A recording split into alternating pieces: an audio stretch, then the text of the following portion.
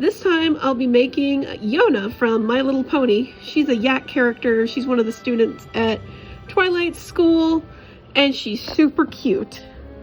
And this part I'll be making pretty much the base. So you'll see me make the base head shape that I build onto, and the base body shape. This will more than likely just be a two-parter.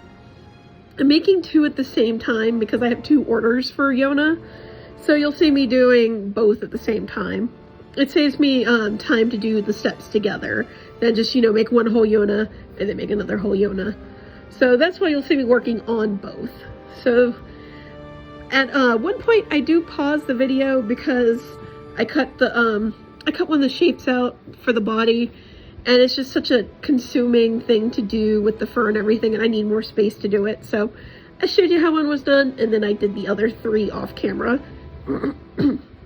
In this one, I also only finished one of the bodies. I'll be finishing the other body off camera because it's pretty much the same thing, but twice. So, I also did the eye embroidery before I started filming, just to save time. But yeah, all the 4 eyes are embroidered already using an embroidery file. And, in this one, you'll see me also making patterns for like the tail and stuff, and see how I attach it. With the fur, you'll also see me using a razor to shave the fur. It's a great technique to use for like fursuits, is the main one that people use it for. But also if you're making stuffed animals like I do, it can be used to get the fur shorter or to help the fur like stand in a certain direction. Sometimes fur is too long, so if you shave it down, it works a lot easier for you. So it's not a tool that you would normally see people use, like when you're thinking about sewing, or like, you know, off the top of your head, but it is a very important tool for sewing. And also in this video, the fur is not the most fun thing to work with. It gets everywhere, it sheds everywhere, and then you'll see me brush it. The point of brushing it is when you're like, just have the fur when it's shipped to you and everything, it gets frazzled in like the shipping process and when you're working with it and everything. So it's always a good practice to brush it out. That gets like any loose particles free. It also makes it look a lot nicer.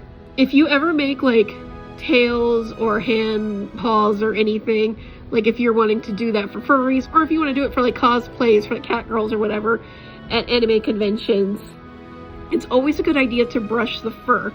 Not only does it help with the seams, sometimes fur will get caught in the seams, but it also helps it just look better.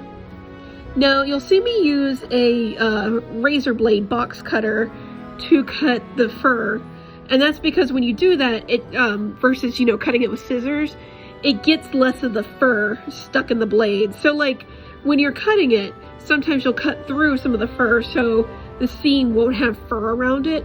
Versus if you use a box cutter, you're just cutting the backing, the back of the fur, so you're not actually getting the fur particles that are at the front of it, which really helps when you're sewing it, because then it helps hide your seams better and it looks a lot better.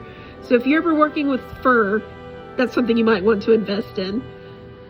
So hope you find this video helpful. Hope you enjoy just watching my process as I work. As I said, this video just goes over the basics. Next video will go over the more in-depth parts of making Yona.